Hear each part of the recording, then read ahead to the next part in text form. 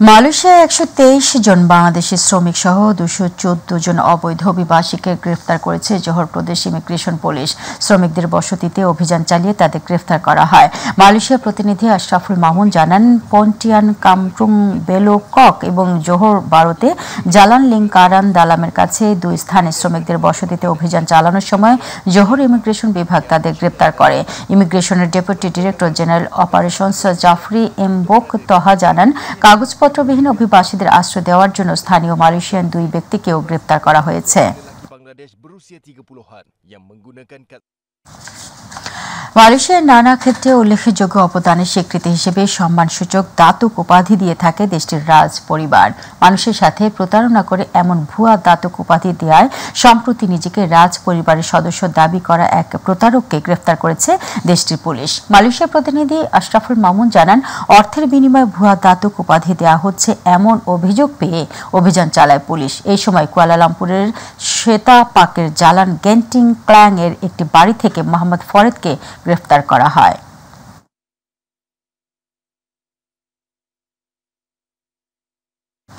কুয়েতে জমজমাট প্রবাসীদের পশু পাখির হাট। স্থানীয় কুয়েতিরা দোকানের মালিক হলেও সেগুলো পরিচালনা করেন প্রবাসী বাংলাদেশিরা।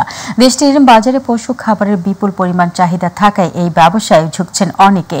এই খাতে লাভবান হওয়ায় বাংলাদেশ থেকেও পশু পাখি আমদানি করতে চান প্রবাসী ব্যবসায়ীরা। কুয়েত প্রতিনিধি আল আমিন রানার পাঠানো তথ্য ভিডিও চিত্রে বিস্তারিত জানাচ্ছেন শামস তাবরিজ উচ্ছ্বাস। দেখি মনে হবে কুয়েতের তপ্ত মরুর বালিতে বাংলাদেশি কোনো হাট বসেছে। দেশটির অতি পরিচিত বাজার সুকাল জুম্মা বা ফ্রাইডে মার্কেট। এই মার্কেটটির পাশে প্রতি বৃহস্পতিবার, শুক্রবার ও শনিবার বসে বিভিন্ন প্রজাতির পাখির হাট। দুপুর ২টা থেকে সন্ধ্যা ৭টা পর্যন্ত চলে জমজমাট বেচাকেনা। দেশীয় হাঁস, মুরগি, টার্কি, কবুতর সহ নানা প্রজাতির পাখির পসরা বসে এই হাটে। হাটে ভারত, মিশর সহ অন্যান্য দেশের নাগরিক থাকলেও অধিকাংশ বিক্রেতাই বাংলাদেশি।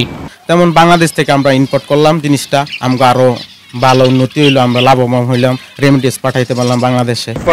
পাখি বাঙালিরা বাইরে নেয়, আবার কুইচিরে নিয়ে পালে, এবং প্রবাসী যারা আছে তারা কবুতর, মুরগি, পাখি নিয়ে ওরা বাসা নিয়ে পালে। যেমন বাংলাদেশের যেরকম শালিক, আবার আপনার শুনতে একটু হাসি হইলো, আপনার এই দেশে একটা কাউয়ার দাম হচ্ছে আপনার 40 থেকে 50 দিন। শখের বসে সাপ্তাহিক ছুটির দিনে অনেকে আসেন ঘুরতে, আবার অনেকেই খাবার জন্য কিনে নিয়ে যান এসব হাঁস মুরগি। বিভিন্ন মার্কেটগুলোতে হিমায়িত মাংস পাওয়া গেলেও জ্যান্ত হাঁস মুরগি ও কবুতরের খুব একটা দেখা মেলে না। এ কারণে স্থানীয়দের কাছে কদর রয়েছে এই হাটের।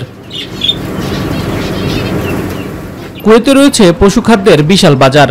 ইউরোপ, আমেরিকা, ভারত সহ বিভিন্ন দেশ থেকে খাবার আমদানি করেন প্রবাসী বাংলাদেশিরা। সহজ ও লাভজনক হওয়ায় প্রতিনিয়ত অনেক বাংলাদেশি এই ব্যবসায় ঝুঁকছেন।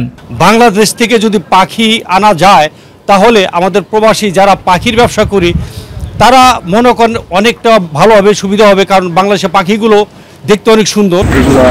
সিরিয়া থেকে আসে, পাকিস্তান থেকে আসে, বিভিন্ন রাষ্ট্র থেকে আসে। পাখি মার্কেটে আমরা এখানে অনেক বাঙালি কাজ করতেছে, ওখানে অনেক কর্মসংস্থান আছে, অনেক মানুষ আছে বিদেশি। কৃষি অঞ্চল হিসেবে খ্যাত আবদালি ও জাহারার খামারে যেখানে কাজ করে অসংখ্য প্রবাসী বাংলাদেশি। বাংলাদেশ থেকেও পশু পাখির খাবার আমদানি রপ্তানি হলেও বিপুল পরিমাণ বৈদেশিক মুদ্রা অর্জন সম্ভব বলে মনে করছেন এই খাতের ব্যবসায়ীরা।